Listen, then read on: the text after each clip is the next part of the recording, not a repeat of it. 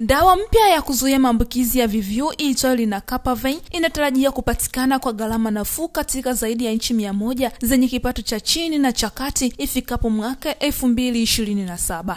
Hatua hiyo inatazamia kuwasaidia mamilioni ya watu wanaoishi na VVU na kuleta matumaini mapya ya kupunguza athari za janga la ukimwi duniani. Kwa sasa dawa hiyo inatarajiwa kuanza kutumika mwishoni mwa mwaka huu kwa gharama za dola za Marekani 28,000 sawa na shilingi milioni 70 za Kitanzania kwa kila mtu kwa mwaka. Hata hivyo, wadau wamekubaliana bei hiyo ipungue hadi dola 40 pekee sawa na 0.1% ya gharama ya awali ili kuhakikisha watu katika nchi zinazoendelea wanapata tiba hiyo. Wanasayansi wanasema kuwa Lenacapavir hutolewa kwa njia ya sindano na hufanya kazi kwa kuzuia virusi visijizalishe ndani ya seli za binadamu. Makubaliano hayo ya kihistoria yalitangazwa Jumatano yakihusisha Work for Crichton, Gates Foundation na taasisi mbalimbali zikiwemo White LOHI ya Afrika Kusini.